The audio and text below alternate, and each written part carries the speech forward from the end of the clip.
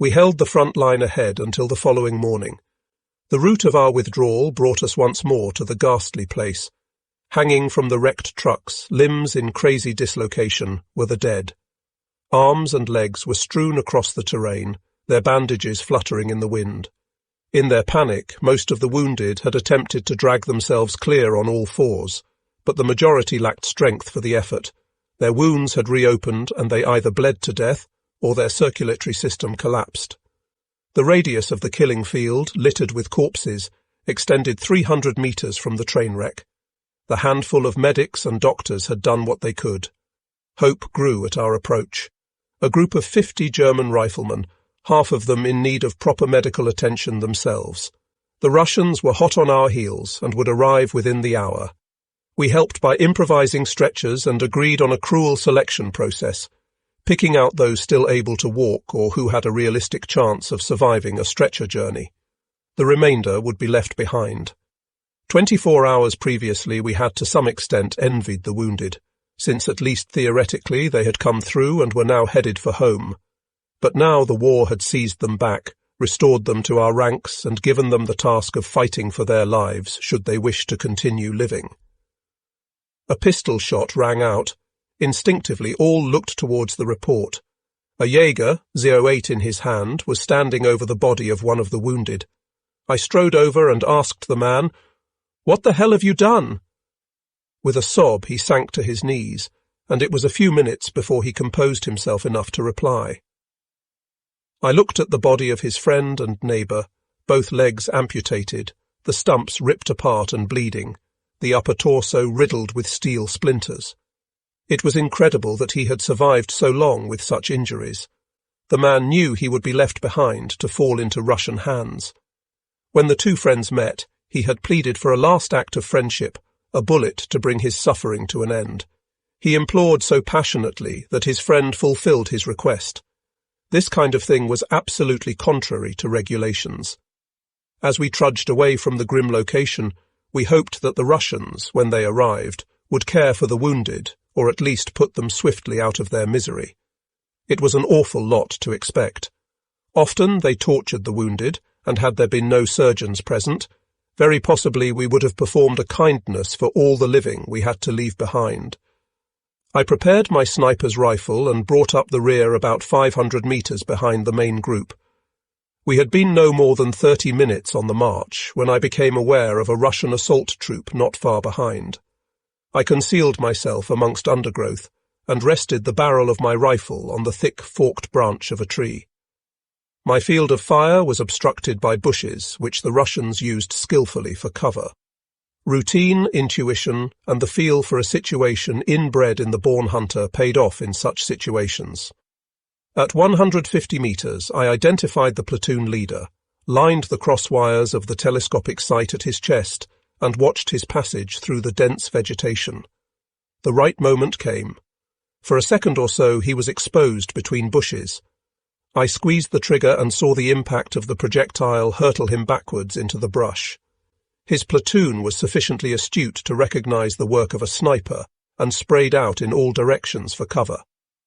I got off 2 more rounds without definite result, although one hit a field flask and kept all of them low for the next half hour, gaining precious time for my retreating group.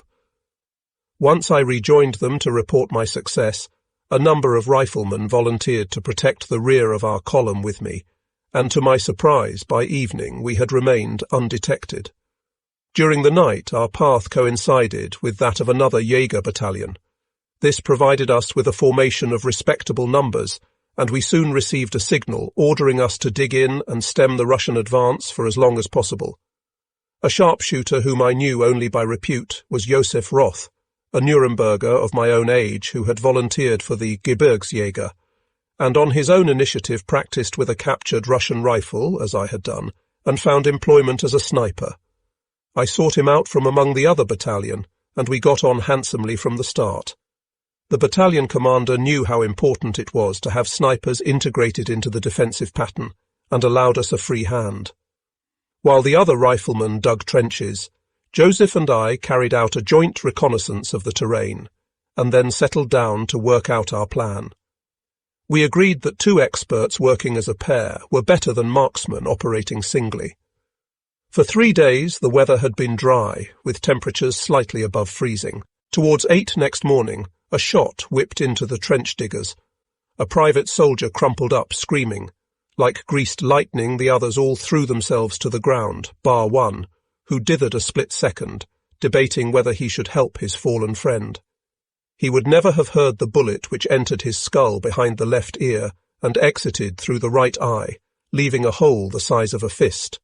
Somebody yelled, "Achtung, snipers!"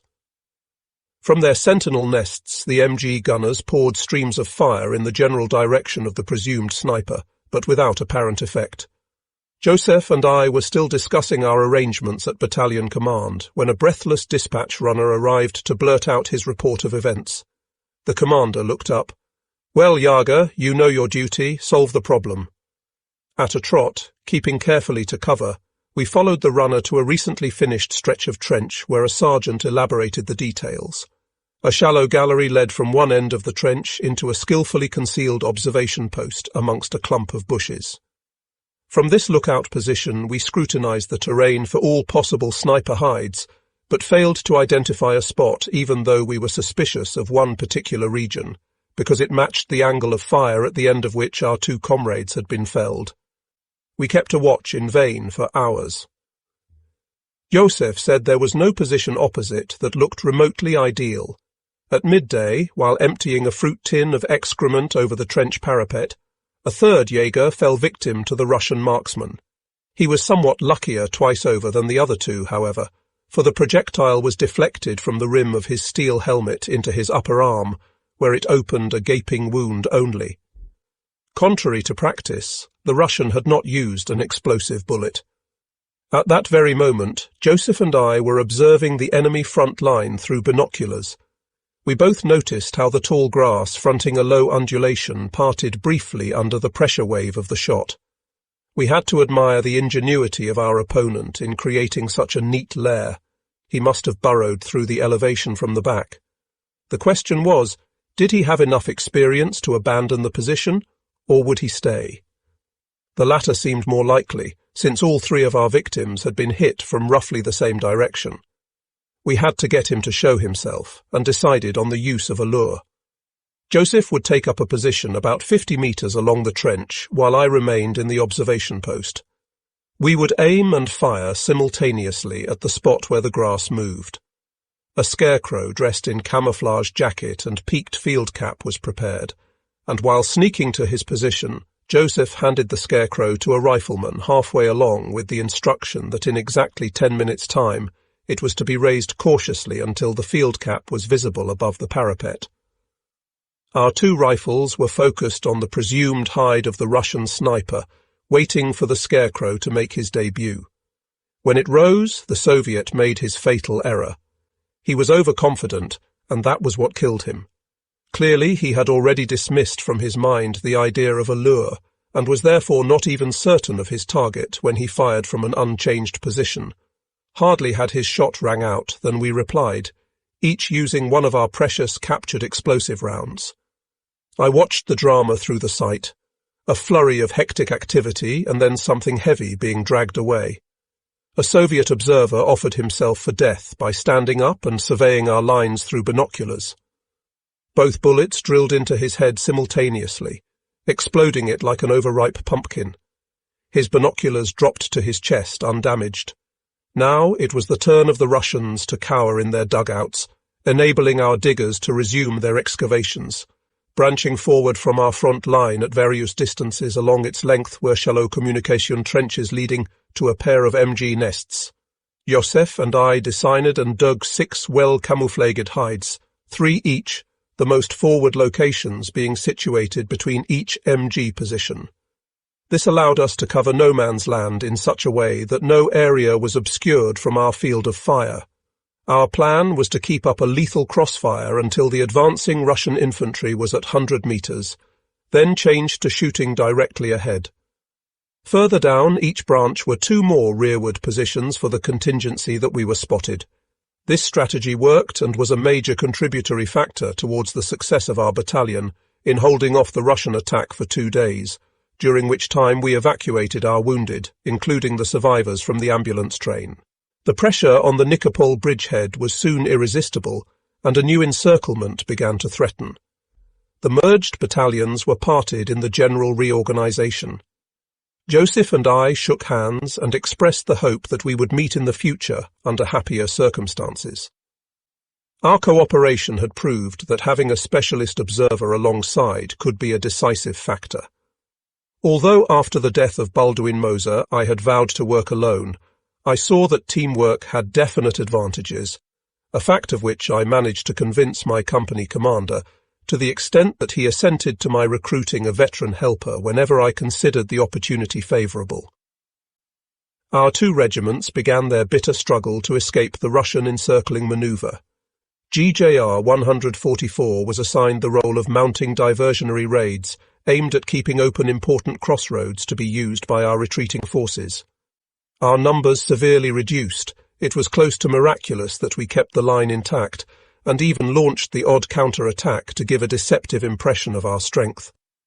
We suffered grievous losses, and the continued existence of our weakened regiment was never guaranteed, for whole companies were wiped out to the last man.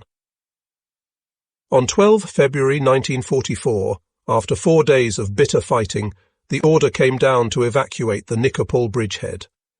By now our regiment had been so long without supplies that we lacked heavy infantry weapons altogether, and every rifleman had a maximum of 10 rounds. Since we were under continuous pressure from the enemy, the situation was extremely grave, and the few snipers were called upon to serve the role of the artillery. We were the last desperate line of defence, the last hope of holding the Soviets at a distance, and every man went to work gathering together all available Russian rifle ammunition. 3rd GD fought out of the encirclement after great effort and with heavy losses, and reached the new front line at Ingules. We were assisted by severe winter weather, ice and snowstorms, which made organised fighting impossible, but did nothing to alleviate our weakened state. In apathy we staggered across the flat steppe, ice crystals adhering to pinched features like needles. The Celsius thermometer read 50 below zero. Whoever stopped moving or fell in exhaustion had deadly frostbite within minutes.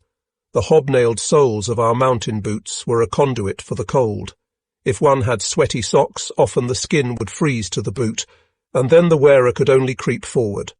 The medics could do nothing to help because all liquid medications were frozen in their containers, although for the worst cases they always kept some morphine ampules available in their mouths. Wounds froze at once and became gangrenous. Fights broke out for possession of winter clothing found on stiff frozen Russian corpses. Happy the man who emerged wealthier by a snow hat or fur boots. Remorselessly the battalion pressed on. On occasion, when I stopped for a breather, I received encouragement to proceed by a kick in the rear or a prod with a rifle butt, and when necessary, I repaid the compliment.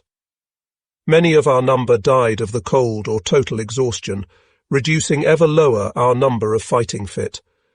We dragged the wounded along with us so long as any individual retained a prospect of recovery, otherwise they were abandoned, together with the mules that could go no further, having long since consumed the last of their oats.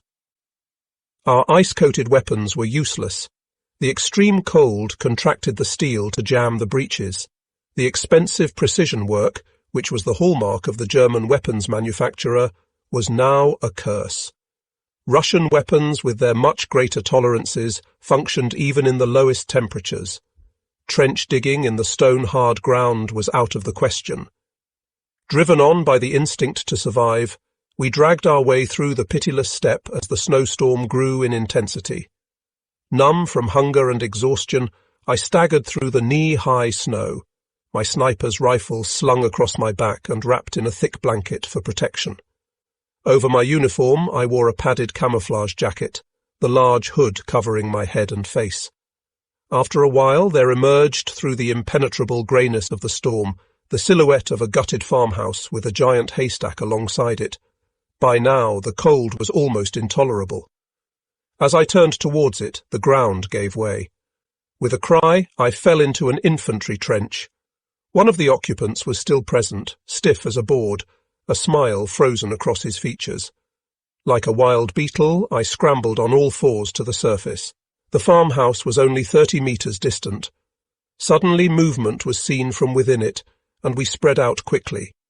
My limbs were so cold that I could not unburden myself of the rifle. Various gyrations proved unsuccessful. We were defenseless. Scraps of Russian conversation were borne to us on the wind. Fearfully, we awaited the bursts of MG fire that would spell our doom. Nothing happened.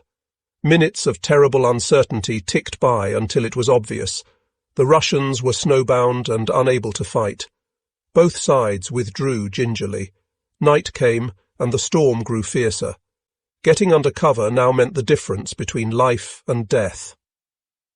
We slunk towards the giant haystack, the only protection far and wide against the rage of nature. We had reached the point where nobody cared any more. Shelter was all that mattered.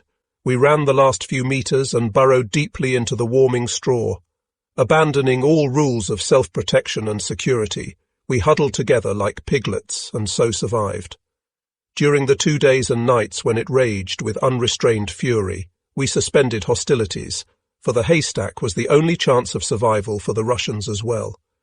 Unable to fight, the respective bitter enemies agreed to share the stack, separated by a central demarcation line.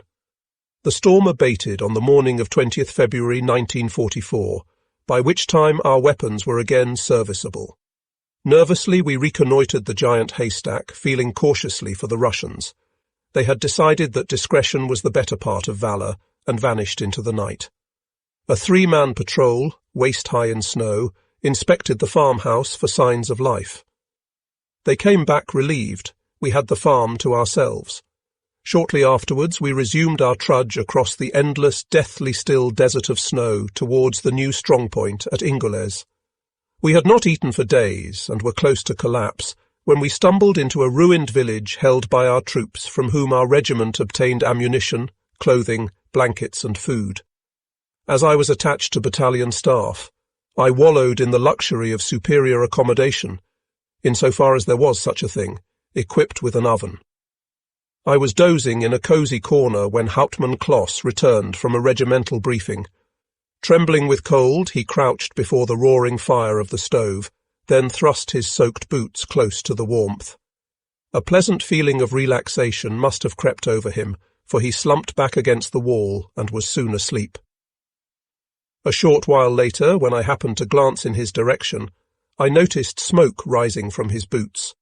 Within a few moments he jumped up with a cry of, "Shit, that's hot!" and began to hop around the room. His efforts to pull off the boots, though assisted by a runner, were unsuccessful.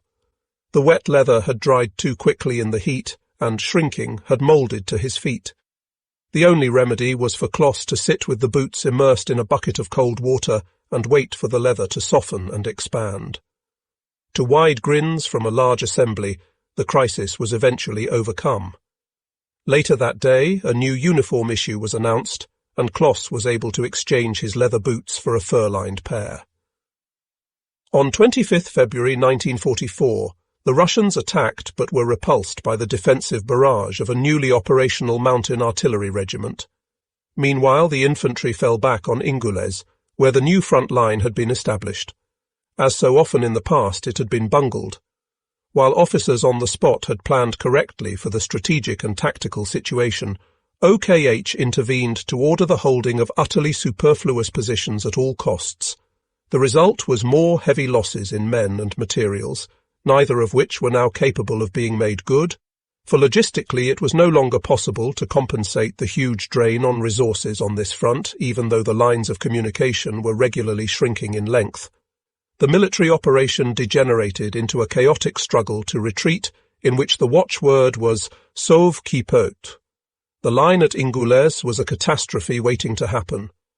Requests to shorten the line were refused, the essential reorganization of forces waved brusquely aside. An overstretched and ragged front line awaited Russian attacks, which were ever more gigantic. Divisions and regiments with high morale and extensive experience, such as 3rd GD, carried the hopes of local commanders. Repeatedly thrown into the thick of the fray, On their shoulders alone often rested the responsibility of preventing a major breach of the line and the spectre of encirclement. They had no operational security, for whatever lay to the rear was improvised.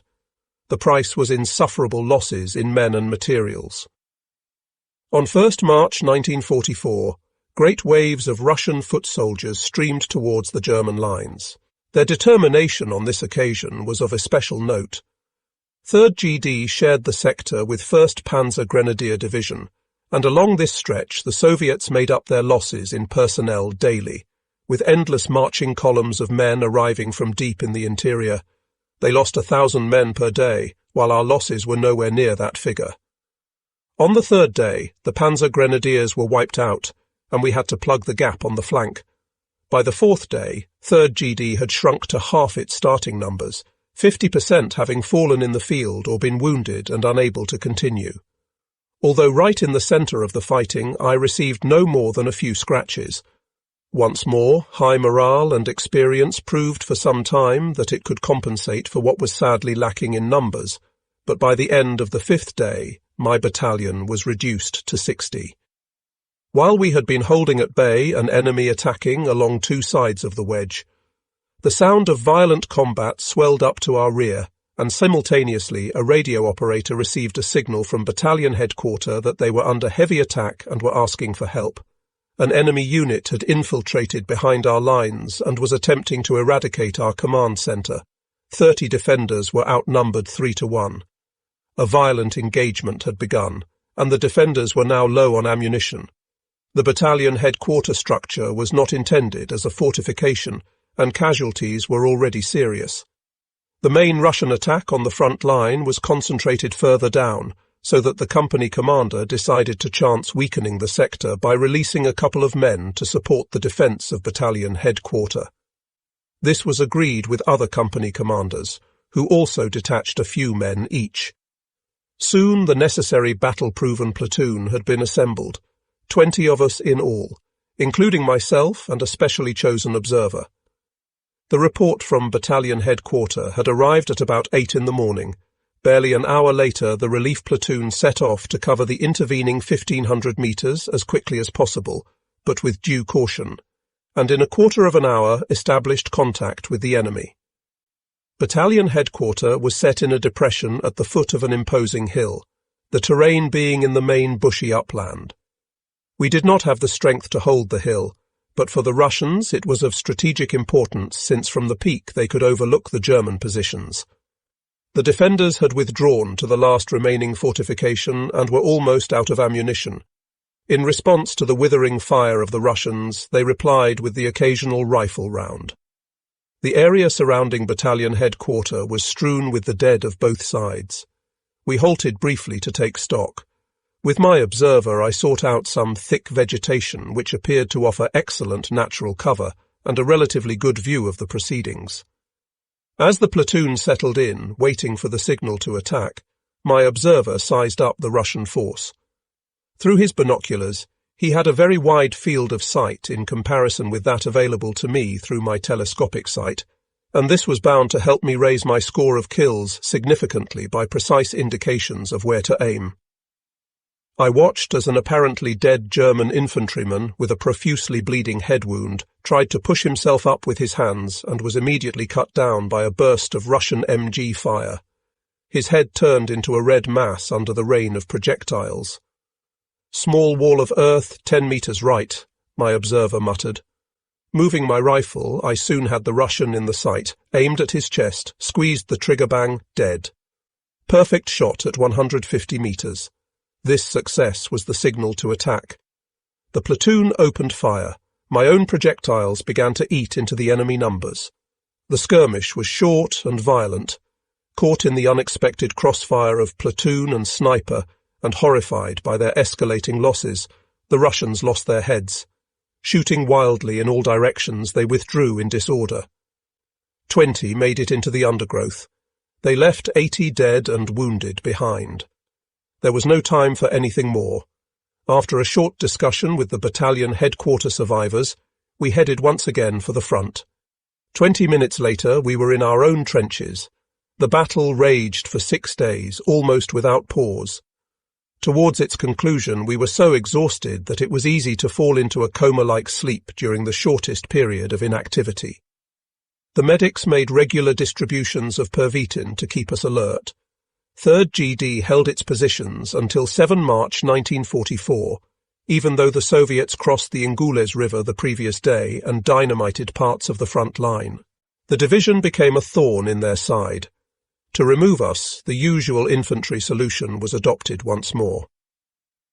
GJR 144 was at the heart of this pressure. When it got too hot for us, we fell back on the regimental headquarter and fought there. The command structure had ceased to function. Each group fought for itself and to survive. During this utter confusion, the order came to retreat across the Ingules forthwith. This was easier said than done. The Russians had more or less succeeded in isolating 3rd GD. Its line of supply no longer existed, and the main field hospital was in Soviet hands. All that remained was a defended corridor, about 1 kilometre in width, through which the retreat had to be funneled. These were the circumstances under which the few fighting-fit survivors and walking wounded of GJR 144 embarked upon their withdrawal, their numbers swollen from time to time by remnants from other units. Some of the latter included 4 medics who had fled the Russian assault on the main field hospital. The men were in a highly agitated state and appeared close to mental breakdown, a sign of some terrible experience. A sergeant who asked of them the whys and wherefores received such irrational garble in reply that he shrugged his shoulders in bemusement and passed them to the dressing station with orders that they should be given a meal and a shot of rum. This did the trick, and after a while they were sufficiently calm to be able to deliver an account of their chilling ordeal. We shrank in horror at what they had to tell us, and heightened our will to resist Russian captivity. Not all the wounded had been allocated a berth on the ill-fated last ambulance train out of the partial encirclement. The hopeless cases had been left behind at the main field hospital under the care of a doctor and 7 medics. In order to indicate that the area was hors de combat, it had been staked out with Red Cross and white flags, and all weapons placed in the open. It was a Mongolian unit that captured the field hospital. After moving warily from tent to tent, they surrounded the area and called upon the fascist swine inside to come out with their hands raised. The Mongols approached the medical staff nervously, weapons at the ready. 2 medics emerged from the surgical operation tent. They had learnt off by heart a few sentences from a Russian phrasebook for soldiers on the Eastern Front and said, "We are unarmed. Here only wounded. We surrender to the Soviet army." Hands above the head, the 2 medics, trembling with fear, awaited the confrontation with the Asiatic soldiers. The first came up to them and issued an order that was not understood. Immediately the Mongol rammed the stock of his machine pistol into the face of the medic, breaking his nose. Blood coursed swiftly from between his fingers, which were covering the injury to his mouth. He collapsed to the ground. The Mongol took a step back and fired a burst from his weapon into the upper torso of the injured man. At that moment the surgeon, still wearing a blood-smeared apron, emerged from the operating tent together with an assistant to find out what was going on. 4 other Russians arrived, attracted by the commotion, and forced the 3 Germans back into the operating tent at gunpoint, screaming a series of incomprehensible orders. On the operating table lay a soldier with severe head wounds, which were being bandaged by a 4th medic.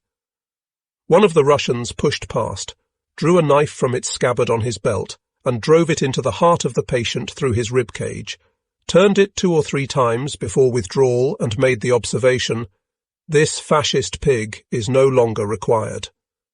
The Germans looked on with shock, realizing full well what danger they now found themselves in. They were forced into an adjoining tent in which the other, seriously wounded, had been prepared for surgery. A Mongol sergeant pushed the surgeon aside as he pleaded with the Soviet to spare the wounded. The sergeant said, "Now we will show you what happens to people who invade Mother Russia and kill women and children." With a gesture to a subordinate, he indicated to the wounded men and said, "Cut their throats like sheep." Wherever these people came from, they must have been expert sheep farmers and slaughterers, for they drew knives, honed to a fine sharpness, from inside their boots and set about the task in hand with great dexterity. Without the least sign of emotion or excitement, they raised each head and made a deep incision across the throat. The Mongols worked swiftly and expertly, and in a few minutes the operating theatre had been transformed into a human slaughterhouse. The majority did not die instantly, but bled to death where they lay. The surgeon, who confronted every day the ugliness of war, blanched and collapsed to his knees. "Weakling!" the Mongol sergeant said, smashing the stock of his machine pistol in the surgeon's face, adding, "You pig, suck my boots." He raised the weapon by the barrel and brought it down with full force on the German's skull. 3 similar blows followed to ensure death. The medics were frozen in horror in one corner of the tent. The Mongol pulled one of them to him and wiped the blood-smeared butt of the MP on his uniform. Since there were no wounded left alive in the hospital, it now occurred to the Russians to loot it. The 6 surviving medics were forced to sit in front of the operation tent with arms covering their heads, guarded by a single Mongol soldier, whose irritation at being excluded from the plunder was fairly evident. "Shit, damn! Why have I got to stay here and look after these stupid pigs? Can I just shoot them?" he asked the sergeant. "Shut your mouth and do what I told you," the sergeant retorted. "The old man wants to have a word with them. Perhaps we can make them sing and tell us where their heroic comrades have hidden supplies." One of the German medics understood Russian. "They are going to finish us off like they did with the wounded," he whispered. "We've had it in any case. At the next opportunity I suggest we make a fight of it and run. Our people can't be too far away." His comrade nodded. "Okay, I'll kill the Ivan, then we'll run through the operation tent, jump over the amputations trench, and then dive into the bushes. We'll keep running until we're safe. Each man looks out for himself, but tries to keep contact with the others." The Russians could be heard admiring their booty in loud tones, especially when they found the food store. The Mongol sentry was by now in a passioned torment, and had begun to make urgent requests to his comrades to set aside his share. This was the opportunity. The Russians were rummaging through crates and boxes. The sentry watched them in annoyance and was derelict in his task. In a lightning movement, the medic drew a knife from his boot, sprang for his man like a tiger, grabbed the steel helmet by the forward rim, yanked it back into his neck, and throttling the man with the chin strap, removed him from view of his comrades. A second later, with expert anatomical knowledge, the knife went into his right kidney where it was turned in the wound 3 times for maximum effect. The Russian froze with the sudden terrible pain. The medic suppressed the man's groans by placing a hand over his mouth while lowering him to the ground. To finish the job, he should have cut the sentry's throat. His omission was to cost 2 more German lives, including his own. The German medics now darted through the long tent. They had not quite reached the far end when the death croak of the Mongol sentry reached the ears of his comrades. Several sprays of MP fire tore through the sailcloth of the tent. The last medic, bloody knife still in his hand, was hit and fell. The others kept running, leapt the open amputations trench, but the 5th caught his foot in a tent line and fell into the trench, stacked high with arms and legs. The 4th had made it to the other side, hesitated, and reached his hand towards the 5th man. As the latter rose, a burst of MP fire caught him in the back. The 4 survivors made the adjacent bushes and escaped. The hail of bullets fired into the thick vegetation all missed. Veterans always carried with them a small hand compass, and one of the medics had one, which saved their lives. It took them 2 days to hunt down the retreating German forces and elude the enemy. After reporting the names of the dead to the commanding officer, they took their place within the marching column, alone with the memory of their recent harrowing experience. We had not eaten for days. We were filthy, flea-ridden, and at the end of our physical endurance. Arriving at the new battle line, we received a briefing. The division was all but out of small arms ammunition. Everybody had to consider very carefully whether he needed to fire at any particular moment. Only the strictest self-discipline and composure would see us through in the coming battles. The alternative was the certainty that the front would crumble, and that meant death in Russian captivity. The private soldier needed to know no more. The German front line had developed into a bulge, which the Soviets were proposing to tie off, rather like a sack. German Sixth Army commanders were engaged in a last-ditch effort to stave off the threatened encirclement. However, had it not been for the lack of coordination between the various Russian armies, the pincer movement could not have been stopped. 15 German divisions were now concentrated into a wedge. Their purpose was to break out, cross the Ingolez River, keep going for the Bug River, cross to the west bank, and dig in. 3rd GD had been chosen to spearhead this operation. It was first to the Ingolez and found a suitable crossing point. A battalion of sappers installed a portable dam, while Soviet attacks were disjointed and easily withstood.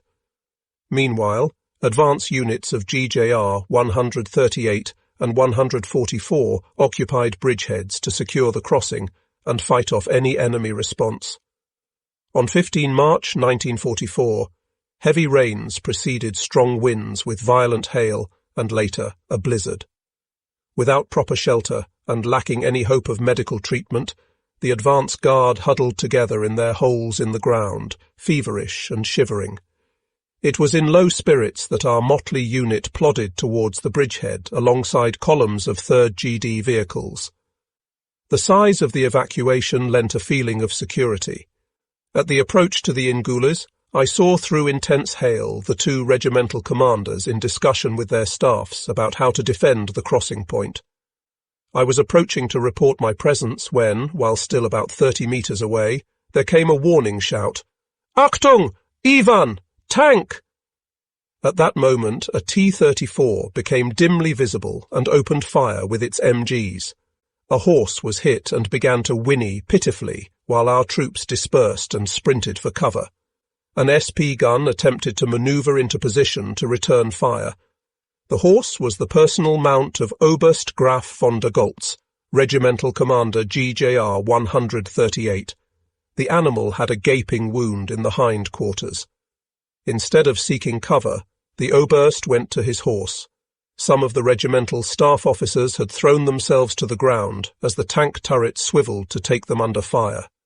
Flames leapt from the muzzle of the beast's main gun, and the shell, narrowly missing the prostrate officers, turned a group of vehicles into a heap of twisted and burning metal. Metal splinters hummed and whistled through the air. The belly of the horse was ripped wide open. The Oberst fell as if hit by an unseen iron fist. The German SP gun fired at the tank and hit the turret. There was a dull explosion and the T-34 burst into flame. The occupants were probably fried, for they made no attempt to escape. Within minutes the danger had passed. I saw the Oberst struggle to his feet. His right arm was gone, except for a jagged piece of bone jutting from the socket. Dumbstruck and in panic, he stared at the injury for a few seconds before collapsing unconscious. Then help came running. For me it was simply another episode in everyday life, but for the division it was a serious loss. Von der Goltz had been an outstandingly competent leader of men and personally brave. An unconventional officer who throughout his career had been continually at odds with his superiors. With the Gebirgsjäger, he had finally discovered the kind of leadership he could live with and the opportunity to develop his abilities to the full. He was also the only 3rd GD commander who wore the oak leaves. After a few days, I learnt that the Oberst had died of gangrene in a military hospital at Odessa. On 16th March 1944, the Russians intensified their pressure on the bridgeheads held by GJR 138 and 144. The fighting was hectic, but the defenders held out. 3rd GD was one of the last divisions across the Ingolez, the tail of the withdrawal being covered by a small rearguard. Here the sniper could come into his own, holding reconnaissance platoons and infantry battle units at a suitable distance while obtaining valuable information about the enemy. During this stage of the retreat to the Bug River, our divisions were very vulnerable, and it was essential to keep the enemy undecided as to our true intentions for as long as possible. The purpose of the rearguard was to offer delaying tactics until the bulk of the main force had reached its new position, to deliberately remain in contact with the enemy, To influence his decisions and movements in this manner required a great deal of discipline and heart, and only the veteran MG gunner or sniper could be relied upon for the kind of precision work required. Without doubt the sniper provided the most effective form of rearguard. In his disguised hide, he awaited the cautiously advancing enemy unit, observed its strength and equipment, then forced it to ground with 2 or 3 rounds of rapid, accurate fire bearing the hallmark of the sniper. This was often sufficient to stop advancing infantry in their tracks for hours at a time. During the Ingles retreat, the German units moved out at night. I remained behind in one of several carefully prepared positions that were not only well hidden, but provided some security against the effects of shelling. The important thing was that they should offer me the opportunity to make a fast escape unseen.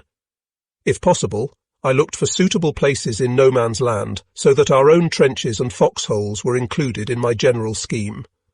When I abandoned the area, I left behind booby traps made of hand grenades and tripwires. Here the idea was to sow confusion among the enemy during his advance, forcing him to withdraw or present me with a couple of inviting targets for effect. The sport of resistance and withdrawal went on for 4 days. Each day I noticed how the Russians had become a little more cautious. In the end, I would only manage 1 or 2 successful hits daily, for most of them went to earth and stayed there. They became expert at using cover, their preoccupation being to assume total invisibility.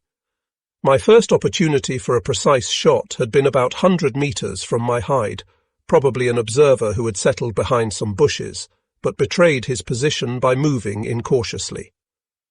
I noticed the unnatural movement of the leaves and on scrutiny through the telescopic sight made out his silhouette. I aimed at its centre. The hectic trembling of the bush twigs confirmed a hit. I waited on tenterhooks to see what the Russians did next. Nothing. All quiet on the Ingles front. After an hour I became jittery. Something was not right here. Intently I surveyed no man's land through binoculars but found no sign of life.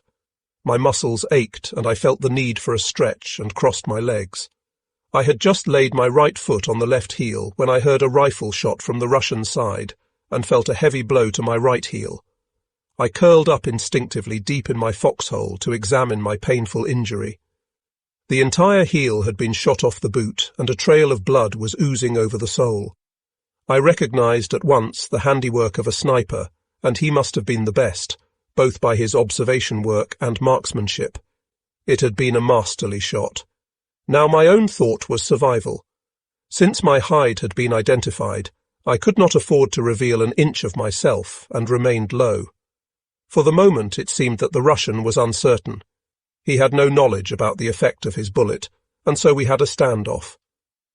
Nobody on the Soviet side was prepared to risk showing himself, and my closest examination of the terrain revealed no trace of my opponent. My hope was that the latter would lie low until the fall of darkness, when I could withdraw unseen. The hours dragged until eventually the onset of night freed me from the trap. I found the exit path I had marked towards the neighbouring company's sector. Next day I remained particularly alert, but luckily my path did not again cross that of my Russian counterpart. A couple of days later the rearguard reached the Bug River and crossed to the west bank unseen. Our installations on the riverbank were solid and of good quality, having been set up 2 years earlier during the days of our eastward advance, and little extra work had been required to make them comfortable. Meanwhile, the Russians surprised us by leaving us entirely to our own devices, and we spent a whole week not only recuperating, but rearming and re-equipping. Even some reserves came up. It was like being on holiday. We slept 8 hours per day, had regular meals and the occasional shower. But the idyll was short-lived. On the night of 26th March 1944, using the cover of darkness, Russian assault troops crossed the Bug unobserved and set up a bridgehead below the cliff where battalion was quartered. At first light, the band of toughened veterans stole into the trenches and overcame the sentries with knives and sharpened entrenching tools. No shots were fired, no prisoners taken. The day was saved by an alert MG gunner. Observing the opposite bank 200 meters away through binoculars, he noticed a kind of raft or float being let down into the water, and quickly checked the German positions.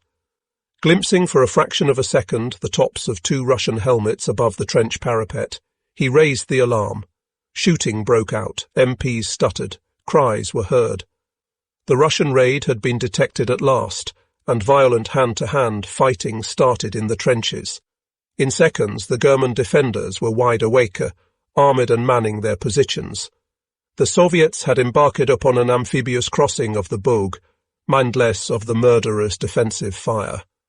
Since they had neglected to bring up a single artillery piece to cover them, relying entirely on the element of surprise, we held all the trumps, and the invasion from the river was soon in serious difficulties.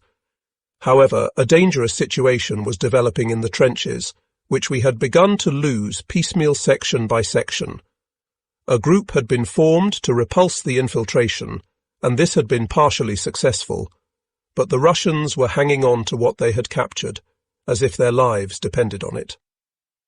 I was picking off Russians in the boats one by one, when an NCO, watching the fighting in the trenches through field glasses, drew my attention to a soldier wearing a white fur cap, apparently the group commander, who was continually seen in the midst of the fighting and seemed to be animating the fierce Russian resistance. "I think the fine fur cap over there is the leader. If you can knock him out, our people can finish the rest off." I knew how an officer leading his men in the thick of things could motivate people to fight, and the demoralizing effect when he fell. With a couple of strides, I reached a bend in the trench complex from where I had a good field of fire and a place to rest my rifle. With regard to the importance of the task in hand, I decided to expend one of my precious explosive rounds. These were found only rarely in captured ammunition. I prepared the weapon and awaited my chance for the fatal shot. The NCO was my observer, watching the opposite trench through his binoculars. Suddenly the fur cap appeared above the trench parapet. "There, Sepp, to the right!" the NCO yelled. I swung the weapon, but the target had already disappeared. "Sepp, he's making to the right. Wait a bit, and you'll see the cap appear above the trench." I had worked out the rhythm of my opponent. He would soon pass across the sapper's entrance, giving me a split second to shoot him. I aimed the crosswires of the sight on the entrance at head height and awaited the decisive moment. Suddenly, 120 metres distant, the target head filled the sight, my shot rang out and hit. Through our respective optics, the NCO and I saw the white fur cap swell like a balloon, then burst like an overripe watermelon. Deprived of their commander, the Russians appeared at once confused and disoriented. Our own assault force used the opportunity to storm the occupied trenches. In the ensuing fighting, the veteran invaders were wiped out to the last man. I returned my attentions to the river-borne invasion force immediately, and my observer had taken up his carbine. The value of the sniper lies in his ability to distribute a rapid and very accurate fire. The infantry aboard the boats and floats, recognizing that they posed an easy target from the shore, had disembarked very early from the craft in the effort to escape the withering fire. Firing at the heads in the water was just target practice for the sniper. The Russians gave no heed to casualties, and the water was red with their blood, rather like the waste drain at a slaughterhouse. A bloody broth of corpses, limbs, and internal body organs drifted gently down the stream towards the Black Sea. A neighbouring sector of the line was captured by the Soviets, but despite the exposed flank, GJR 144 repelled everything the Russians could throw at it and held its trenches until 27th March 1944, when 3rd GD was ordered to retire to the Dnester, 300 kilometres to the southwest. This involved a 48-hour enforced march to get clear of the area, but the Russians were wise to it, having learnt their First World War lessons well and kept on our heels. To add to our problems, the supply line had been severed, and we received no ammunition, provisions, and worst of all, no anti-tank weapons. The last lorry to get through brought 2 tons of bitter chocolate and 500 iron crosses. This kind of administrative lunacy drove us to despair. The daily fare was now half a bar of bitter chocolate and a ship's biscuit, rich in ballast and very good for those vulnerable to loose motions. The 2 days' forced march failed to bring about the hoped-for respite. The Russians maintained their stranglehold on the division, and the retreat soon degenerated into an ugly free-for-all without well-drawn battle lines. The Soviets were everywhere, creating islands of German resistance that had no option but to fight on alone in the hope of regaining contact later with the main group. The Russian infantry had a new battlefield vehicle, armoured half-tracks for infantry transport supplied under the terms of the US Lend-Lease Pact. These machines were obviously very useful for getting Russian soldiers into and behind our lines, where they would disembark and immediately start fighting.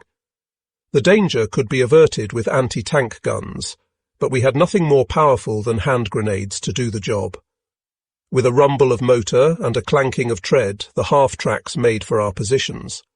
With no time to spare, we discussed quickly how we were to combat this new peril, since hand grenades seemed so unpromising a solution.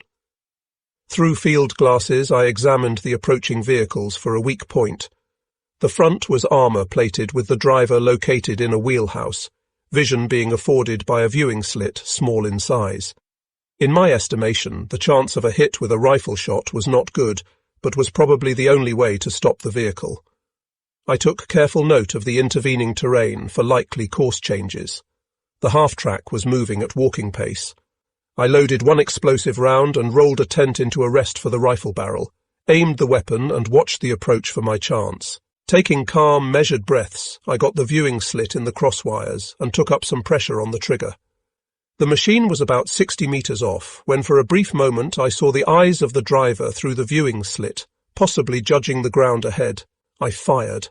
A hit. At once the vehicle slewed and rutted sideways into a shell crater, the tracks continuing to turn and ensuring that it got well and truly stuck. The incumbent Russian soldiers abandoned the useless conveyance in panic, and, being met at once by heavy fire from our riflemen, were forced back into the crater for protection. It appeared that the driver's cabin was partitioned off from the passenger area, making it impossible to relieve him at the controls in an emergency. I had found the Achilles heel, and hopes grew that this might be the answer. Using my last 20 explosive rounds, I managed to kill or wound 7 of the 12 half-track drivers that day. The other 5 got through our lines to unload their human freight, but the latter was not quality material and none lived to tell the tale. Although I had been successful, neighbouring divisions were breached at many points, forcing us to pull back yet again to an organised defensive line. To our astonishment, OKH sent to our aid a number of Romanian bomber aircraft and an anti-tank detachment. They destroyed 24 Russian tanks and gave us the breathing space needed to construct a new defensive line. After fighting for months without air support, the sight of friendly aircraft seemed almost surreal. Nevertheless, the regiment remained under severe pressure. Although the line held, we lost a third of our fighting personnel. Eventually the Soviets gave it up and switched their effort to a much weaker sector a few kilometres further on. A unit composed mainly of youngsters fresh from basic training was wiped out. In the uncanny silence, the men of GJR 144 grabbed a few hours' desperately needed sleep. On 2nd April 1944, Russian armour broke through the lines and encircled 3rd GD. There was no time to waste before attempting to escape. A very risky operation beckoned since we were equipped only with small arms and grenades, our only ally being the very inclement weather. That evening, in a blizzard reducing visibility to 50 metres, the 1,000 or so survivors of the regiment left their positions to form a long column 2 or 3 abreast. Everything possible was done to bring along the wounded. A fate worse than death awaited those who fell into the hands of the Russians. At the last farewell, many of the wounded requested a pistol to determine for themselves the hour of their passing. A final handshake of mutual understanding, then the blizzard separated us from them forever. While still in earshot, we heard the first pistol shots ring out. As usual, I had my sniper's rifle wrapped in a tent and slung across my back, and carried an MP40 at the breast for ready use. I was a member of the platoon protecting the right flank. We had been on the way for about an hour, when I heard marching feet and snatches of conversation a few meters away to the right. I assumed that I had caught up with other platoon members in the poor visibility and fell back a little. Several minutes later, a number of shadows became visible, and I froze in horror as I heard the Russian in which they were conversing. We were marching parallel to a Soviet phalanx. I slipped away to rejoin our column, and my expression was enough to convey the situation. Rapid hand signals passed from man to man. No word was spoken. Hardly daring to breathe, we bore away from the Russian unit. A short while later, but still enveloped in the darkness of early morning, the division came to a busy highway that crossed our direction of retreat. After an hour of watching the soldiery and traffic passing along it, the commander formed the opinion that we could not get the whole regiment across the highway without the procedure being seen, and the order was given to stage a surprise raid as a diversionary measure. The assault platoon, 5 veterans and myself, lurked in the vegetation watching the passage of a supply column. Using a 40-metre gap between lorries, we sprang out a few metres in front of the oncoming vehicle and sprayed the driver's cab with a burst of MP40 fire. 2 of us lobbed grenades into the interior from the rear. The lorry sheared towards the undergrowth, and as the grenades exploded, came to a rest at an angle straddling a ditch. The cab door opened, and in the pale light of the burning interior, the driver stood for a brief moment, streaming blood and gurgling, before pitching face forward to the ground. At once we switched attention to the next lorry, while the various companies of our regiment scurried across the highway. Within a few minutes the darkness had swallowed them up. We suffered no casualties. After regrouping, we continued our trudge towards the estuary of the Kutschurgen River. Our retreat ended 25 kilometers short of this natural defensive barrier near the town of Bakalov. Russian armour had already taken it and encircled 5 German divisions, 3rd GD and 17, 258, 294, and 302 infantry divisions in the process. The pocket was 8 kilometres long by 4 broad. Bakalov town was along the western perimeter, the highest topographical point being 140 metres. The German units were in a desperate plight, battalions being composed of half-strength companies, armed only with light infantry weapons and grenades. The men were starving and in poor physical condition, but the fear of falling into Russian hands had concentrated their minds powerfully. Wittmann, commanding General 3rd GD, was in overall command, his immediate priority being to break out of the encirclement and reach the German lines along the west bank of the Kutschurgen. Besides the failure of logistics, the communications network had collapsed and messages were being passed by runners, wasting valuable hours that should have been devoted to planning the breakout strategy. The plan was finally settled upon during the afternoon of 5th April 1944, and at 5 o'clock 3rd GD spearheaded the assault on Bakalov.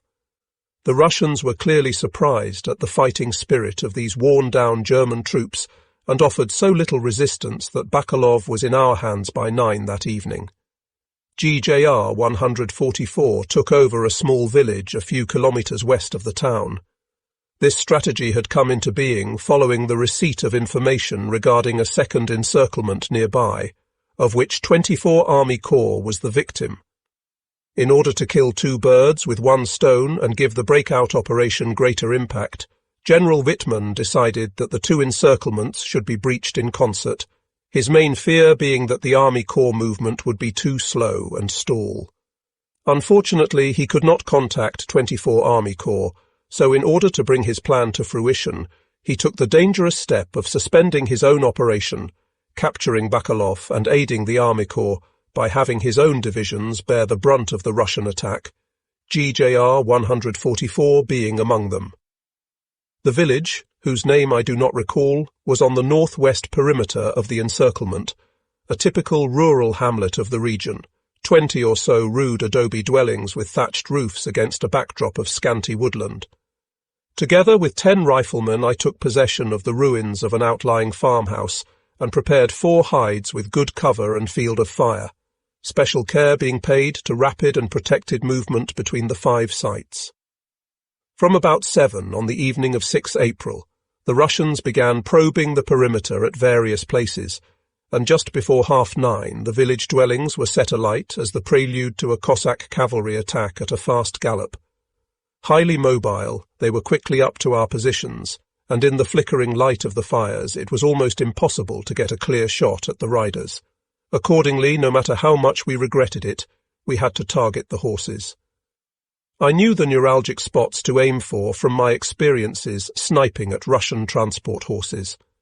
If the bullet hit around the breastbone, the animal would collapse at once, often falling on the unseated rider. If hit in the kidney-intestinal region, the beast would rear up uncontrollably and eventually collapse, death following violent convulsions of the legs. I decided to aim for the breastbone, if possible, and the midriff of those horses further away. The riflemen of my platoon would then pick off the Cossacks at leisure. A number of charges ensued, and within an hour the field was strewn with dead and dying horses and Cossacks. By then I was utterly sick of shooting horses. One Cossack got to within 50 metres of our position. I fired a round into the breastbone of his horse. The instant I did so, the animal jumped over a cadaver and the bullet ripped into the belly region, spilling out its intestines.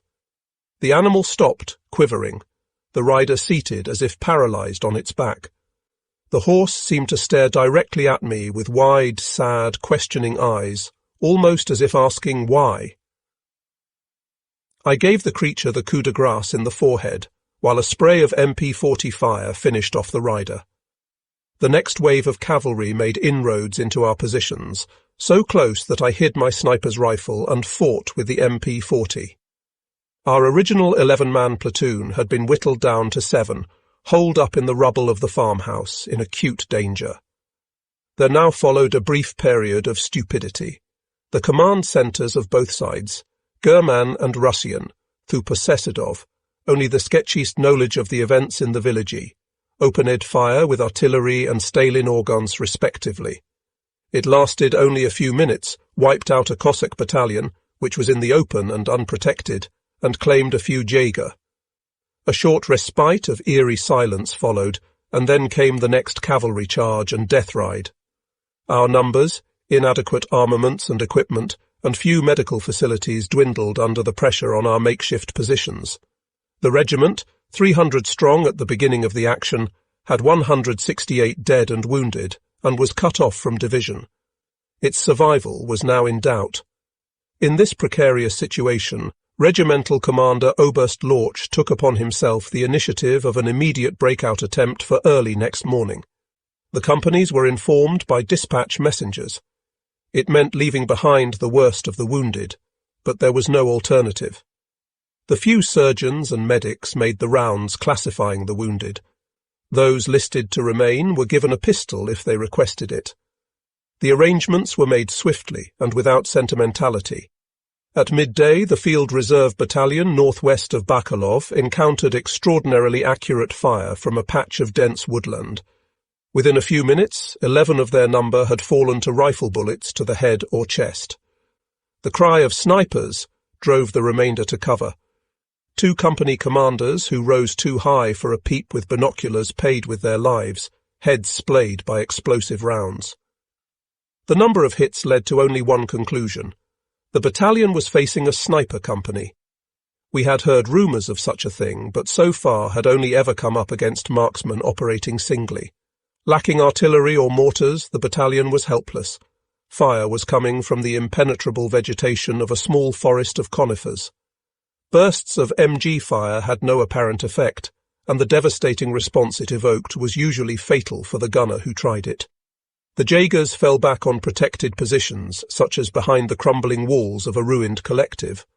A dispatch rider was sent to regimental headquarters with a report and request for support. The battalion was hoping for a few heavy weapons to destroy the forest and those hiding in it, but nothing was available. My reputation was known even to Oberst Lorch, but he probably considered it to be little more than a token response when he gave the messenger a written instruction for 144 Battalion Command Centre, ordering marksman Allerberger to engage a full Russian sniper company. 3 hours later, I was being briefed on the situation in the ruined collective. The edge of the woods lay about 300 metres from these ruins. Given the depth of the wooded area, I realised I would need to get nearer, and tempt the Russians into shooting to betray their positions. This required a lure. I stuffed 5 grenade holders with grass and set a steel helmet on top of each. With a stick burnt to carbon, I applied a nose, mouth, and eyes. From my pack, I brought out an umbrella frame minus the handle. I attached grasses and twigs to the spokes, leaving just a small aperture free for vision. 100 meters to the right of the building was a shallow depression skirted by bushes, an ideal spot for observation, which I could reach by crawling, unseen by the enemy. I agreed a hand signal at which one or other of the lures would be raised courteously above the wall of the ruin. 20 minutes later, I was in position and set up my umbrella screen very carefully so that the movement and the slight change to the scenery were imperceptible. I could now sweep the wood visually through binoculars. An analysis of the enemy rounds fired demonstrated that they had a good view of our positions. This suggested height, probably the treetops. It seemed unlikely to me, however, that expert snipers would make such a cardinal error and fire from a tree without adequate cover or an escape route. I gave the agreed sign, and the helmeted lures made a cautious show. A rain of bullets greeted them from the Russian lines. This provided me with a good view of several tree branches moving unnaturally under the pressure of the muzzle blast. The fact that the enemy was shooting from the treetops and that all 5 lures had attracted simultaneous fire told me these were good marksmen lacking elementary fieldcraft. This lessened my worries somewhat as I contemplated taking on a very large handful of opponents. I crawled back to the ruin at once and discussed the situation with the senior sergeant who was now commander of both companies following the death of the 2 officers. We set up 5 MGs in positions with a good arc of fire towards the woods and adequate local protection. To the side, some distance away, a rifleman waited to operate a lure. While I observed the woodland through binoculars, on my instruction he raised it from cover slowly. If it attracted a shot, I would identify the location from where it had originated. The MG would then fire a burst in the general direction of the trees, masking my aimed round. It was important to conceal from the Soviets the fact that they had a sniper working against them. The tactical battle began. The lure rose and received 3 rounds, as if to order. I saw the movement in the trees, took aim, waited for the MG to fire, then pulled the trigger. One by one, the Russian snipers dropped from the trees, dead. After a quick change of position, a new round of the duel began. Within an hour I had reckoned on 18 kills, but still the lures drew fire. It was at about 5 in the afternoon, and an hour since the last shot had been loosed off from the woods, that the sergeant decided on storming the woods under the cover of the 2 MGs and myself. They reached the woods unopposed, looked with astonishment at the corpses, and gesticulated wildly for us to join them. Cautiously, unhappy with the deceptive lull, we crossed the open land to the trees. A young woman, scarcely 20, lay on her stomach, her rifle below her. A Yager turned the inert body to one side to retrieve her weapon. Her right hand was inside her uniform jacket, covering the gaping wound in her chest. As the Yager bent down, she drew a Tokarev pistol and, gurgling blood, mouthed the expression, "Death to the fascists," before pulling the trigger with the last ounce of her strength. As the German soldier dived to one side, the bullet grazed the seat of his pants. As he rolled free, his MP40 came free, and he fired into the female torso, ending her valiant career. It was the first time we had come up against female frontline warriors. As we stood over their dead bodies, some with shattered bloody masks of flesh and bone instead of faces and features, we all felt a sense of revulsion and shame, even though we knew that there had been no alternative. If we had known in advance that we were facing women, the knowledge might well have interfered with our determination to rout out the opposition, and resulted in many more casualties amongst our ranks. The use of sniper groups was a Russian tactic that originated under German influence. During the post-First World War phase of mutual cooperation, the Weimar Republic had supplied the Soviets with the technology to manufacture telescopic sights, the use of such optics being unknown hitherto among the Russian forces. While the Wehrmacht was still issuing old Reichswehr sights in 1940, the Red Army had developed a comprehensive sniper branch with modern weapons. There were single operators, sniper and observer pairs, sniper pairs and companies up to 60 strong. From the beginning of the German invasion, Russian snipers harried the Wehrmacht, inflicting serious losses, particularly on officers, and by this means were often able to halt for days the advance of infantry lacking heavy weapons. In the heady period of victories in 1941, OKH dismissed the sniper danger as an irrelevance, and only in 1942 was the problem grudgingly acknowledged. The lack of a useful sniper rifle for the Wehrmacht was now critical, and the Model 41 with 1.5x magnification issued as a target aid for precision shooting with the 98K carbine over long distances was found totally unsuitable. There was nothing for it but to improvise while German industry tackled the whole problem. The simple solution was to use captured Russian weapons. Guidelines for snipers were issued for the first time towards the end of 1942, but the first firm instructions in rifle use and sniper deployment were not available until May 1943. According to these rules, snipers were to be directly under the control of company commanders and exempt from daily routine. Their role was special reconnaissance and sharpshooting, as their survival depended to a large degree on their remaining unseen by the enemy. The veterans among them developed a knack for wandering terrain unnoticed. Contrary to the later official training manuals or propaganda films, full-dress camouflage was rarely used. It was time-consuming, required a lot of material and restricted freedom of movement. Every sniper who lived long enough to adjust to the life used improvised camouflage aids that could be donned or erected quickly, interfered little with movement and were easy to transport. For myself, I preferred an umbrella frame with the crooked handle cut off. It was easy to dress with grasses and twigs to blend in with the natural environment and big enough to screen me. When not in use, it was easily collapsible and fitted into my battle pack.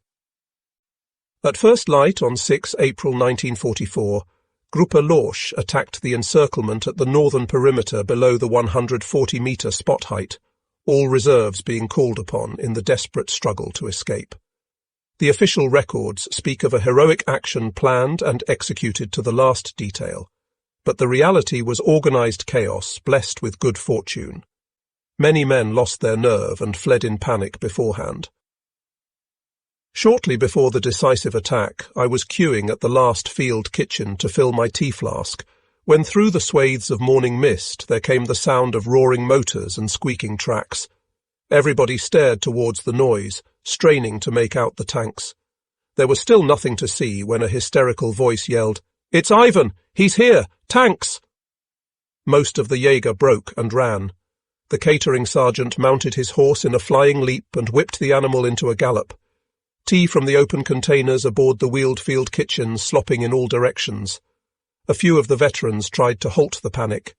A few cuffs to the ear and kicks to the rear brought some of the men to their senses, but more than half had disappeared into the mist behind the field kitchen. The remainder waited for the death-dealing T-34s to materialize through the fog, and a few minutes later the German SP guns, which had been sent up unannounced in support of the breakout, made their appearance. It was another half-hour before the last of the fleeing made their sheepish return and accepted a kick in the pants as a disciplinary measure for their action.